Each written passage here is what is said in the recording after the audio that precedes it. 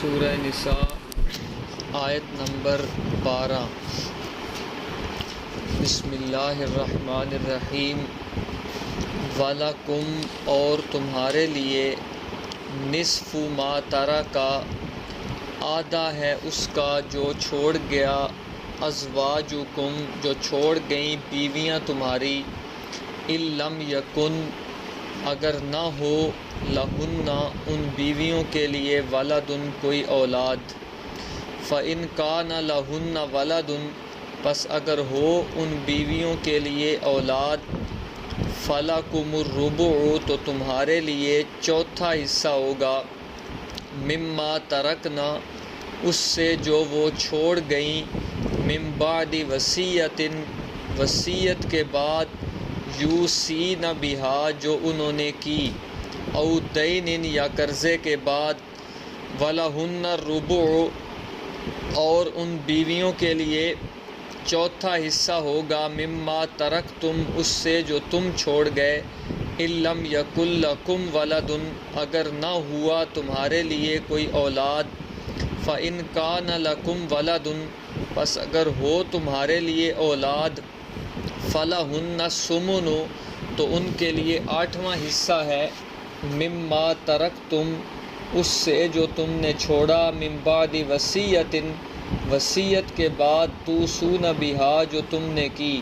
او دین یا قرضے کے بعد وإن کان رجل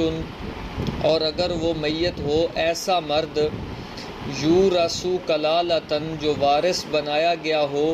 کلالہ کی حالت میں او امرأۃ یا عورت ہو ایسی وَلَهُ أَخٌ اور اس کے لیے بھائی ہو او اخت یا کوئی بہن ہو فَلِكُلِّ وَاحِدٍ مِّنْهُمَا السُّدُسُ تو ہر ایک کے لیے ان میں سے چھٹا حصہ ہوگا فَإِنْ كَانُوا أَكْثَرَ مِنْ ذَلِكَ پس اگر وہ اس سے زیادہ ہوئے فَهُمْ شُرَكَاءُ پس وہ سب شریک ہوں گے فی الثلث تیسرے حصے میں من بعد وصیت وصیت کے بعد یوصی بہا جو کی گئی او دین یا قرضے کے بعد غیر مضار اس حال کہ کسی وارث کو تکلیف نہیں دی جائے گی وصیۃ من اللہ یہ تاکیدی حکم ہے اللہ کی طرف سے واللہ علیم حلیم اور اللہ جاننے والے بردبار ہیں۔ اس سے پچھلی آیت میں حصوں کا بیان تھا۔ پہلے حصے میں وہاں اولاد کے حصے کا بیان ہوا، دوسرے حصے میں والدین کے حصے کا بیان ہوا، اور آخر میں کہا گیا ابناؤکم آباؤکم و ابناؤکم لا تدرون ایہم اقرب لکم نفعا کہ اپنی طرف سے مال تفویض نہ کرنا، اختیار کسی کے میں نہ دے دینا، تمہیں پتہ نہیں ہے کہ بیٹے تمہارے لیے نفع مند ہیں یا باپ۔ عام طور پر دنیا کے اندر آدمی دیکھتا ہے جس بیٹے کے پاس تھوڑا مال زیادہ ہو اس سے زمین زیادہ دینے کی کوشش کرتا ہے زندگی میں، اور نتیجہ اس کا یہ نکلتا ہے کہ وہی بیٹا اس کو بے عزت کرتا ہے۔ کتنے لوگ ہم نے دیکھے انہوں نے اپنے بیٹوں کے نام زمین ایک کے نام زیادہ لگائی دوسرے کے نام کم، اس زیادہ والے نے چند دنوں کے بعد باپ کو بندوق لے کے بھگایا کہ آؤ اب تمہیں نام لگوائیں۔ تو اللہ کہہ رہے ہیں آباؤکم و ابناؤکم، تم جو شریعت نے تقسیم کی اسی پر چھوڑ کے چلے جاؤ کہ وراثت بعد میں تقسیم کر لینا جس طرح شریعت کا حکم ہے، کسی ایک کے حوالے نہ کرو۔ تمہیں کیا پتہ کہ تمہارے باپ زیادہ نفع مند ہے تمہارے لیے دنیا کے اعتبار سے یا آخرت کے اعتبار سے، یا تمہاری اولاد زیادہ نفع والی ہے، اور کون سی اولاد تمہیں زیادہ نفع دے گی، کون سی تمہارے لیے دعائیں کرے گی، کس اولاد میں تمہارے لیے دنیا کے اندر زیادہ فائدہ ہے، تمہیں کچھ پتہ نہیں ہے۔ لا تدرون تمہیں کوئی پتہ نہیں، لہٰذا اللہ تعالیٰ کی تقسیم پر ہی تم راضی رہو۔ فریضۃ من اللہ یہ اللہ کی طرف سے تاکیدی حکم ہے۔ ان اللہ کان علیما اللہ جانتے ہیں دلوں کے راز، حکیمہ حکمت والے ہیں، موقع پر پکڑتے نہیں مہلت دیتے ہیں۔ آج کی آیت کے اندر وَلَكُمْ نِصْفُ مَا تَرَكَ سے بیویوں کے حصے کا بیان ہے شروع میں، آگے شوہر کے حصے کا بیان ہوگا، اور اس کے بعد ایسے مرد یا ایسی عورت کے حصے کا بیان ہوگا جو فوت ہوا، نہ اس کا باپ تھا، نہ دادا تھا، نہ بیٹا، نہ کوئی بیٹی، نہ اوپر سے کوئی اصل رشتہ تھا، نہ نیچے فرع، ہاں بہن بھائی ہیں لیکن باپ بھی نہیں ہے، دادا بھی نہیں ہے، دادی بھی نہیں، ماں بھی نہیں، بیٹا بیٹی بھی نہیں ہے، اس کے حصے کا بیان ہوگا۔ سب سے پہلے وَلَكُمْ نِصْفُ مَا تَرَكَ میں بیوی کے حصے کا بیان ہے کہ آدمی اگر شوہر فوت ہو جائے تو اس کی بیوی اس کو کتنا حصہ ملے گا۔ تو دو صورتیں ہیں، بندے کی اولاد ہوگی یا نہیں۔ اگر بندے کی اولاد نہ ہو، بیوی پیچھے رہے اور اولاد نہ ہو، تو اس بیوی کو آدھا ملے گا، مال میں سے آدھا حصہ۔ اگر اولاد ہو تو اس کے لیے ملے گا چوتھا حصہ۔ لیکن اگلی بات ضروری ہے کہ وصیت کے بعد ہوگا اور اسی طرح قرضے کے بعد ہوگا۔ وَلَهُنَّ الرُّبُعُ مِمَّا تَرَكْتُمْ، یہ بیویوں کا حصہ کہ آدمی اگر فوت ہو، بیوی چھوڑ گیا، نہ پہلا حصہ مرد کا تھا کہ مرد زندہ ہے، بیوی فوت ہو گئی، اب اولاد ہے بیوی کی یا نہیں۔ اگر اولاد نہ ہوئی تو آدھا ملے گا شوہر کو، اور اگر اولاد ہوئی تو پھر چوتھا حصہ۔ اگلا بیویوں کا حصہ کہ مرد فوت ہو گیا اور بیوی زندہ ہے، تو اگر اولاد نہ ہوئی تو بیوی کو چوتھا حصہ ملے گا، اولاد ہوئی تو پھر اس کو 8واں حصہ ملے گا۔ فرق ہے، مرد فوت ہو رہا ہے، بیوی زندہ ہے، بیوی دیکھیں گے اس مرد کی اور اولاد ہے یا نہیں۔ اگر اس کی اولاد نہ ہو تو اس عورت کو چوتھا حصہ ملے گا، اولاد ہو تو پھر 8واں ملے گا۔ لیکن یہاں بھی ضروری ہے کہ وصیت قرض کی ادائیگی کے بعد میراث تقسیم ہوگی۔ وَإِنْ كَانَ رَجُلٌ يُورَثُ كَلَالَةً، یہاں سے ایسا مرد، ایسی عورت جس کا باپ بھی نہیں، دادا بھی نہیں، دادی، اوپر سے کوئی رشتہ نہیں، اسی طرح اس کی آگے اولاد بھی کوئی نہیں، ہاں بہن بھائی ہیں، تو اس صورت میں کیا ہوگا؟ کہتے ہیں کہ اگر ایک بھائی یا ایک بہن ہو تو پھر ان میں ہر ایک کو چھٹا حصہ مل جائے گا۔ اگر زیادہ ہوں، اس سے ایک سے زائد ہوں، تو وہ تیسرے حصے میں سب شریک ہو جائیں گے۔ ہاں یہاں بھی ضروری ہے وصیت اور قرضہ پہلے ادا ہوگا۔ آگے بات کر دی غیر مضارن، کسی وارث کو نقصان نہیں پہنچایا جائے گا کہ اس کا حصہ مار لیا جائے، کم کر لیا جائے یا کسی کو زیادہ دیا جائے، نہیں، جس طرح شریعت نے بیان کیا اسی طرح۔ آگے پھر کہا وصیۃ من اللہ،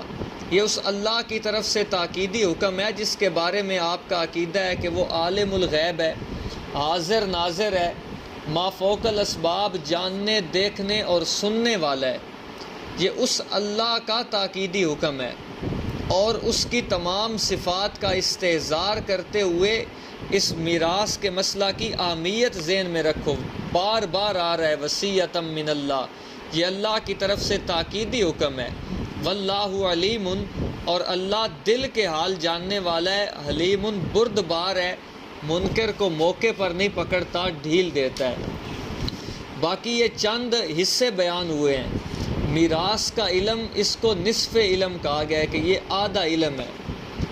اور اس پر مستقل اس کو مدارس میں پڑھایا جاتا ہے، اور اس کی بہت زیادہ صورتیں ہیں، مختلف احوال ہیں۔ کئی صورتوں میں کسی کو حصہ ملتا ہے، کسی کو نہیں ملتا، جس طرح پہلے ذکر ہوا تھا کہ باپ زندہ ہو دادا کو نہیں ملتا، باپ نہ ہو پھر دادا کو ملے گا۔ اس طرح کسی کے آنے سے حصہ ختم ہوتا ہے، اور اگر کسی کا کوئی بھی نہ ہو تو اس کا مال آگے چلتا چلتا مختلف جگہوں تک جاتا ہے، اور کوئی بھی نہ ہو، حاکم وقت اگر حکومت اسلامی ہو تو بیت المال میں جمع ہو جاتا ہے۔ مختصر یہ کہ بہت تفصیلی علم ہے جو اللہ تعالیٰ نے صرف چند آیات کے اندر مختلف حصے مخصوص بیان کر دیے کہ حصے یہی رہیں گے، باقی صورتیں ہر میت کی بدلتی رہتی ہیں، کسی کا کوئی وارث باقی رہتا ہے، کسی کا کوئی، کسی کا کوئی۔ ہاں البتہ یہ ہے کہ یہ جو وراثت ہے مسئلہ بہت عام ہے، اتنا تفصیلی مسئلہ نماز کا نہیں جتنا تفصیلی مسئلہ وراثت کا قرآن نے بیان کیا۔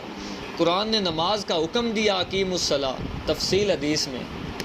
وراثت کا حکم دیا، ساتھ قرآن نے خود تفصیل بھی کی، روزے کا حکم دے دیا، موٹی سی چیزیں بتا دیں کہ ان 3 چیزوں سے روزے کے اندر بچ کے رہنا ہے، باقی ساری تفصیل حدیث میں۔ لیکن وصیت کا اتنا تفصیلی مسئلہ قرآن نے بیان کیا جتنا باقی کوئی فرض نہیں بیان کیا، اور یہ بھی بات ہو چکی کہ وصیت فرض ہے، یہ مسئلہ فرائض میں سے ہے، اور جو شخص اس پر عمل نہیں کر رہا تو وہ فاسق ہے اور حرام کھا رہا ہے۔ اور اسی طرح یتیموں کا حصہ بھی پیچھے بیان ہو گیا۔ وَلَكُمْ، یہاں سے شوہر کا حصہ، وَلَكُمْ، اور تمہارے لیے، نصف ما ترک، آدھا ہوگا اس کا جو چھوڑ گئی، ازواجکم، بیویاں تمہاری، ان لم یکن لہن، اگر نہ ہو ان بیویوں کی، ولد، کوئی اولاد، فَإِنْ كَانَ لَهُنَّ وَلَدٌ، پس اگر ہو ان کے لیے اولاد، فَلَكُمُ الرُّبُعُ، تو تمہارے لیے چوتھا حصہ ہوگا، مما ترکنا، اس سے جو وہ چھوڑ گئیں، من بعد وصیۃ، وصیت کے بعد، یوصین بہا، جو انہوں نے کی، او دین، یا قرضے کے بعد، وَلَهُنَّ الرُّبُعُ، یہاں سے بیویوں کا حصہ، 2 صورتیں اس کی بھی، اور ان بیویوں کے لیے الربع، چوتھا حصہ ہوگا، مما ترکتم، اس سے جو تم چھوڑ گئے، ان لم یکن لکم ولد، اگر نہ ہو تمہاری کوئی اولاد، فإن کان لکم ولد، دوسری صورت، پس اگر ہو تمہاری اولاد، فلہن الثمن، تو ان کے لیے 8واں حصہ ہوگا، مما ترکتم، اس سے جو تم نے چھوڑا، من بعد وصیۃ، وصیت کے بعد، توصون بہا، جو تم نے کی، او دین، یا قرضے کے بعد، وَإِنْ كَانَ رَجُلٌ، اور اگر ہو کوئی ایسا مرد، یورث کلالۃ، جو وارث بنایا گیا ہو کلالہ کی صورت میں، او امرأۃ، یا ایسی کوئی عورت ہو، وَلَهُ أَخٌ أَوْ أُخْتٌ، اور اس کے لیے کوئی بھائی ہو یا بہن، فَلِكُلِّ وَاحِدٍ مِّنْهُمَا، پس ہر ایک کے لیے ان بہن بھائی سے السدس، چھٹا حصہ ہوگا، فَإِنْ كَانُوا أَكْثَرَ مِنْ ذَلِكَ، پس اگر وہ ہوئے زیادہ اس سے، فَهُمْ شُرَكَاءُ، پس وہ شریک ہوں گے، فی الثلث، ثلث مال میں، من بعد وصیۃ، وصیت کے بعد، یوصی بہا، جو کی گئی، او دین، یا قرضہ کے بعد، غیر مضار، اس حال کہ کسی وارث کو تکلیف نہیں دی جائے گی، وصیۃ من اللہ، یہ تاکیدی حکم ہے اللہ کی طرف سے، واللہ علیم، اور اللہ جاننے والے ہیں، حلیم، بردبار ہیں۔ کلالہ کے ناطے کلالہ انہاں کہنا جدا پیو دادا اتوں بھی کوئی نہ ہوئے تو تھلے اولاد بھی کوئی نہ ہو۔ کلالہ